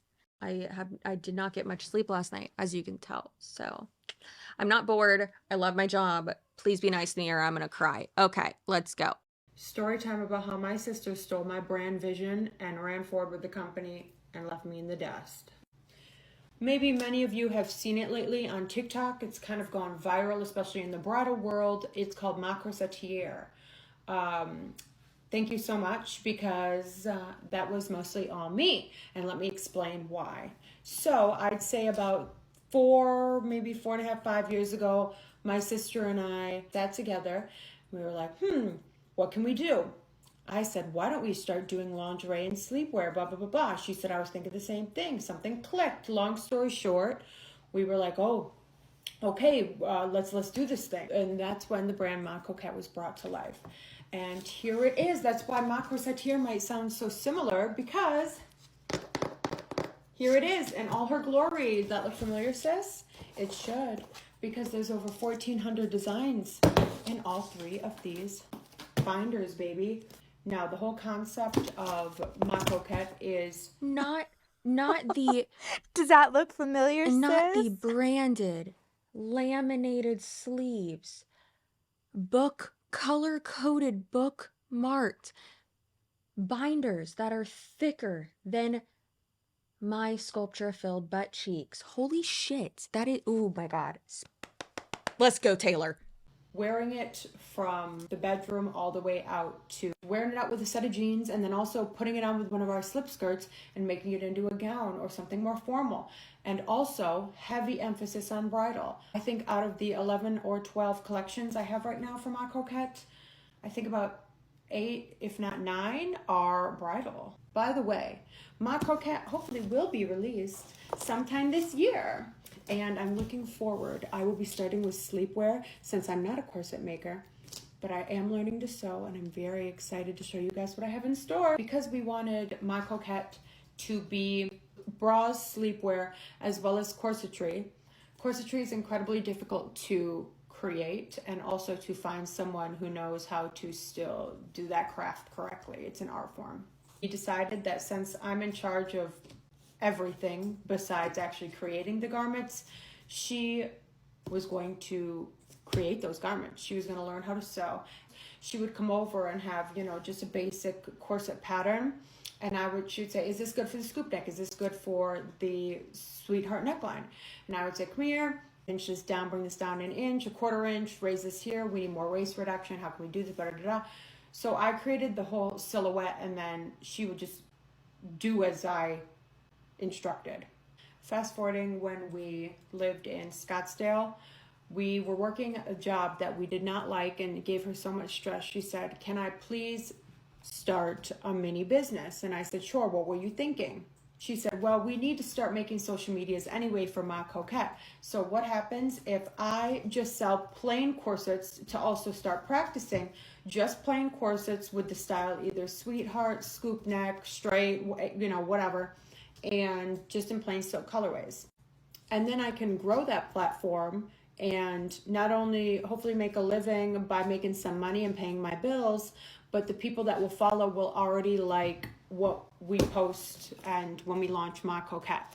So we need to choose a name that sounds exactly the same and looks the same, so that when we transition from what it was, which we ended up choosing Ma Corsetier, to Ma Coquette, no one's really gonna notice. She's gonna introduce me and say, hey guys, I was just selling these base corsets before, but that's because we were getting you ready for our brand Ma Coquette.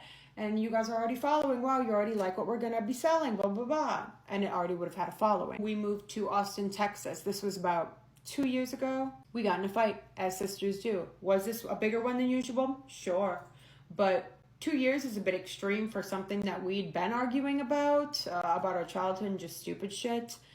Regardless, we already both did own together a glassware company. It's called Rich and Thirsty.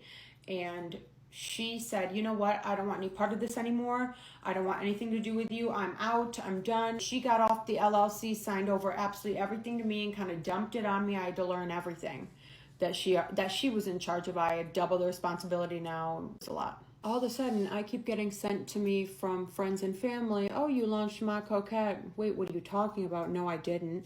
It's because she never stopped selling and producing things for Ma Corsetier.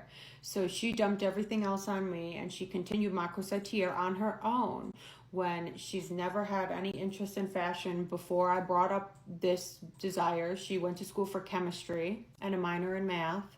Little did I know that years or plus later that she was going to start making slip skirts and start adding lace and start doing a full emphasis on bridal and then taking full credit for it.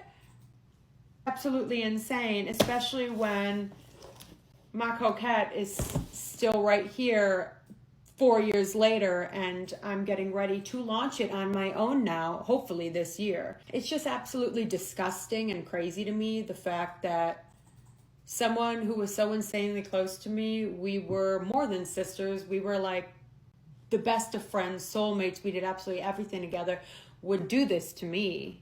I have tried to reach out multiple times. I'm blocked on absolutely everything. I've tried to email her. I've tried to drive over to her places. I can't get in contact with her at all. She refuses to even speak with me, not even over the phone. She won't even speak to my fiance. She's blocked all my friends, even friends that she doesn't even know. It's very strange. It's giving guilt. It's giving, I know I did wrong, but I'm getting money, baby, and I am doing well. So, you're nothing to me now. I get the younger generation is all about protecting their peace, but there's a difference between protecting your peace and isolating yourself so that no one can trigger you or call you out.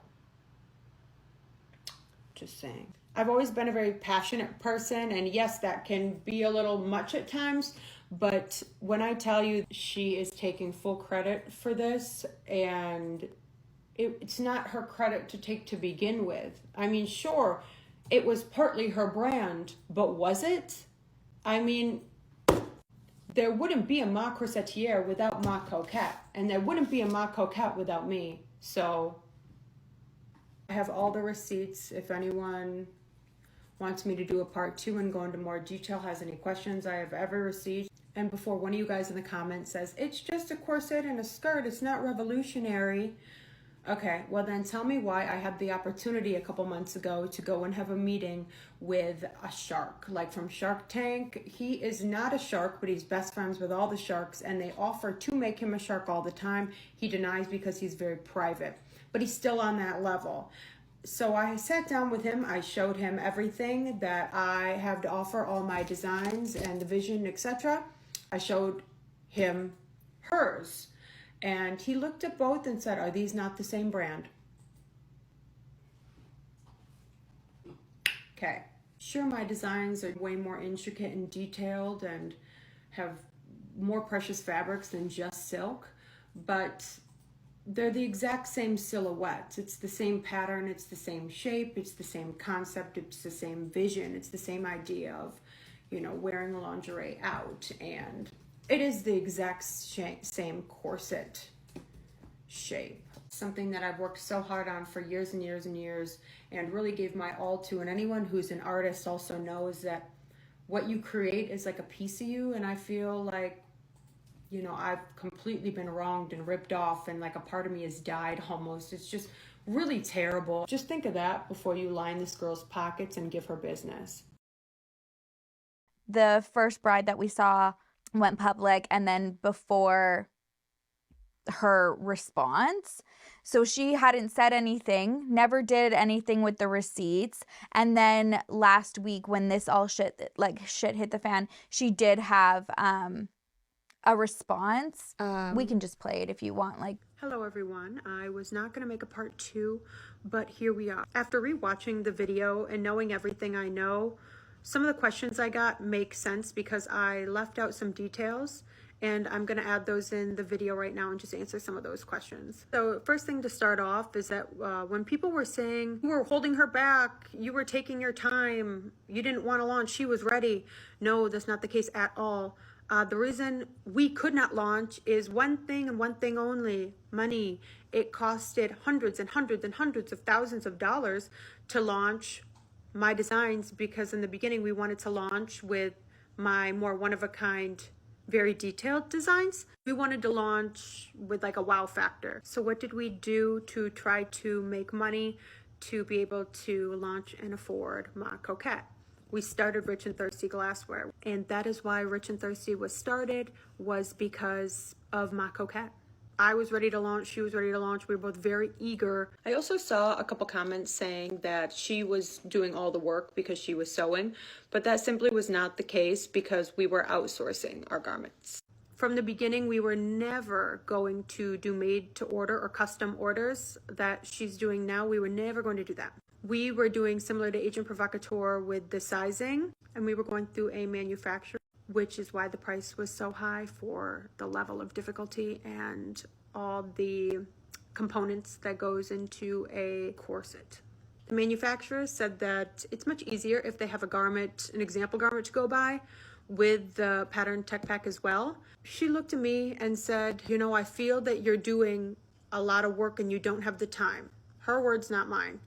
I would like to learn how to sew so I can contribute in the way of making the sample garments, just the samples of the ones that we were going to launch with. Also the tech packs or patterns, which is not easy. It is hard work. I am not discrediting that. This was after we'd spend thousands and thousands of dollars on people we found on different websites, on Etsy, anywhere, that were corset makers. Unfortunately, the people that we did find were unfortunately not skilled enough to create this level of design or pattern. It came back really bad and really costumey, really bad.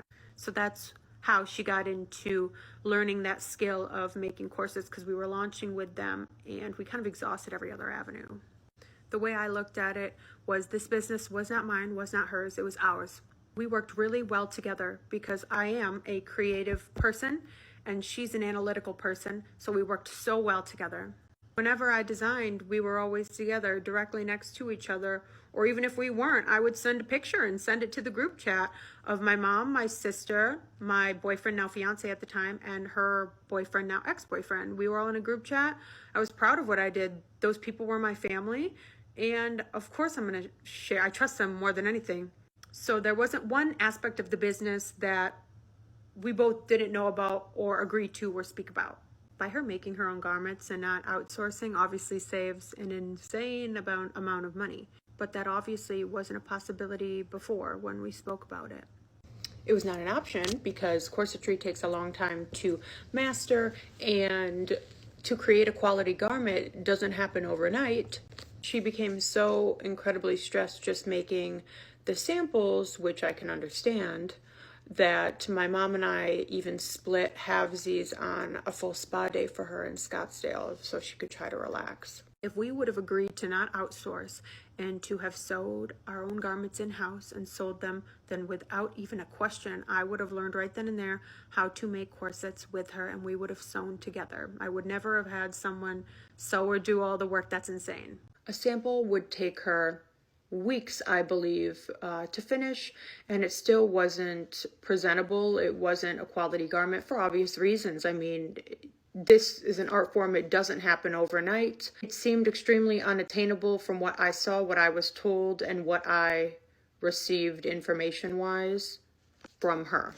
You want to add that these garment books that are very heavy, God forbid anything happened to these books, but we realized that, and we started and tried to take each one out and scan them onto her computer. She got a new computer back then, and so it had all the memory and it was quick. I think we had about 900 designs then, 1,400 if you count the short of a long slip dress or vice versa, same with a robe. So we didn't get them all scanned in. We got a good amount of them scanned in, but not all of them. And not only the designs, but absolutely every corner aspect of the business. This was not just an idea, it was a full-fledged business from top to bottom. Everything was absolutely created and ready to go. Not only the designs, but the entire brand, the ins and outs and everywhere in between of the entire company of Ma Coquette was on her computer because we wanted to keep them all in the same space for organizational purposes. That being said, when we got in the fight and separated,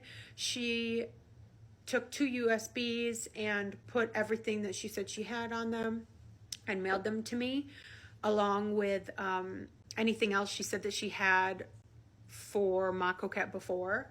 Do I know if she deleted them off her computer? I don't know. I think I would assume she did. I hope she did. In emails, she said she relinquished all rights to the designs and said, I want nothing to do with it at all, and sent me on my way. And so who knows? I also saw someone else say that they thought Ma Coquette's corsets, being primarily sleepwear and lingerie, were probably very different than hers now because hers are bridal. Let me show you guys this paperwork. This is our number system, and this goes back to January 2021.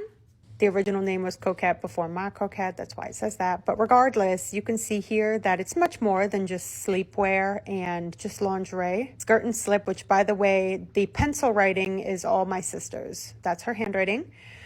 So you can see that even back then when she was still a part of Ma Coquette, there was knowledge of a skirt and slip accessories, which I will show you as well, that are bridal, and the multiple boned garments, bustier, corset, underbust corset, Mayweather's, all that. So you can see down here at the bottom, there's a couple that I'll just show you that are all bridal, and that is her handwriting. That just goes to show that bridal has been in and with Ma Coquette for quite some time. Also, I'm going to say that I do not look at her socials anymore because it's obviously very upsetting, but for this video I went and maybe looked for about 45 seconds, and these are just a couple things that caught my eye. Also, I feel I need to repeat this. It's not just the designs, it is the entire brand identity and the core values of the brand that were taken. You know, the website styling, the fabrics, the pattern, silhouette, shape. And here is this. Now let's look at another one. Here's this one with a sheer kind of chiffon skirt and a silk scoop neck. And here's this. So the silhouette's the exact same. So what you're seeing here is actually the exact of what is on the body. Once again, it's the fact of who is producing these. My sister and I created this together, right? And now all of a sudden I'm out, she's in. We still were going to launch. Ma Coquette was never thrown aside. It just was on hold because we needed money. She never told me that she was going to or even capable of creating these garments in mass production. I'll share some of this with y'all as well. It's hard to focus, but so what I'm saying is that all this bridal has and was spoken about. None of this is new. Bridal is very much Ma Coquette. It wasn't just sleepwear. Now, what you need to understand is that it doesn't matter that this has been done before, because I never said that this was revolutionary. Is another brand similar in wearing corsets out? Absolutely. But at the end of the day, those people are not my sister. And they didn't sit next to me for years and years and create this with me. The ones that were honestly the most basic out of the 1,400 designs. They were some of the most basic, because you always need classic pieces amongst the really wild and more out there. This is not some random person who put the same thing out as what I will for the classic basic designs and I get angry about. This was all done together and spoken about together. But now it's just her. To wrap it up, I will not be launching Ma Coquette with boned garments like corsets. I will be launching with versatile luxury sleepwear. During this time, I am learning how to sew boned garments, because after all this, who better than to bring my garments to life than me? So I look forward to working with you guys in the future. Yeah, that sucks. And for something that you've worked so hard for, and this is about to be spicy, sorry, but to see it be executed so poorly as well, that has to be so frustrating. Well, because you can tell this woman, like she said, she's like, I might be a bit much. I'm glad she has like, the self-awareness. You can tell like she just does have a strong presence and design, like, or business concept. Like the woman seems like great entrepreneur. I actually skimmed through her TikTok. She is really, I like her style. She does like home reno stuff and has like a really fun vibe. So this business, when you look at her stuff, like absolutely would like check out, like this would be her ideas. When you're seeing it executed so poorly, that's exactly it. Like she has held off.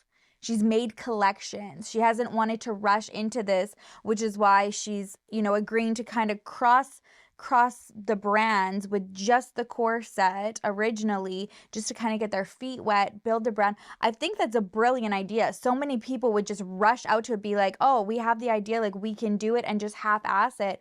She's really, really taking her time, because you can tell it means something to her, like so deeply. Doesn't know how to close a zipper at the end, and then also doesn't even have contracts. Meanwhile, this bitch has laminated binders with color-coded tabs and is meeting with investors. And it will be interesting to see how this plays out moving forward, because she obviously, like, she's the one who started Ma Coquette, right? So then, getting the Ma Corsetière so close to it, and then them not having a relationship at all at this point, so they aren't trying to bridge those businesses together. what's gonna happen? Like, is she gonna? I'm like curious. I'm like, are you gonna stay with Ma Coquette? Like, what are we doing here, girl? I was like, I'm very interested to see how this all plays out. I would be very interested to see, like, because of how much engagement this has gotten and like her designs and like the business planning and like the logistics that she clearly does take pride in, like that's what an investor wants to see. Like, great, you're good at drawing, you're good at executing, but you know, the art is there, the social media is there, whatever, but how's it going to be run on the back end? Because that's what keeps a business going. You know, the bookkeeping, the planning, the legal aspects of it, the contracts, the you know, all of it. And so it seems like this Taylor was better at that and has been more thoughtful and has had a business plan. And then there's the other sister who like does not know what she's doing, and it seems, in my opinion, and seems like she is heavily relying on like social media to like carry her through. But if you have all these horrible, you know, people, it seems like the majority of people have horrible experiences with her, like you can't, that like that's not gonna work for you, babe. Yeah, and it's really interesting because when you look at her social media, when you look at like the Ma Coquette TikTok and stuff, the dresses are beautiful. Like the aesthetic, the presence, she's really good at social media. She's like, you know, take me along, let's build a core set together. Very fun videos that she does. And like I said, the dresses, I mean, you brought it up with them on the body. You can't really tell a close up about how that zipper's holding up back there. So questions for sure. Yeah, it's sad because obviously I don't want to get on a bandwagon of just like ruining this girl's business. You need some business management skills in there, girl. We need to be transparent, yet maybe hire somebody that's a little bit more experienced with the sewing machine if you want to charge those prices, or just lower your prices and people's expectations of what you're bringing out here. Because right now, example of a dress is the caliber of bridal that you're doing. I would be devastated. Cricket, I need to know if Lily Church is just you with a mustache on, because if you need to borrow Mr. Thickbottom's mustache, I'll send it to you. I've also been wondering if Lily Church is just Cricket. Get it together. We know that's you. We know it's you. What in the Colleen Hoover? That is hilarious. I know, and I mean, I'm wanting to stay tuned because I'm here for when Ma Coquette launches, girl. I'm gonna be getting me a little nighty. I don't even know what you have, but I can just tell by your the way she presents herself. I'm like, I know that I'm gonna want a set of those jammies. Absolutely. Yes, I need. Hey, you're a Clout queen. Let's get it. Send us some. We'll pay for it, obviously. Yeah. But like, send it to us. We would love that. Did you know that we have a submission form that is in the link in our bio of all of our social medias and down below, that you can actually submit your suggestions for topics for us? That would be super cool if you want to do that. What do we say? We say, stay feral and destroy the patriarchy. Damn the man, save the empire. Totally, what that bitch said. Damn the man, save the empire. Okay, goodbye. Bye.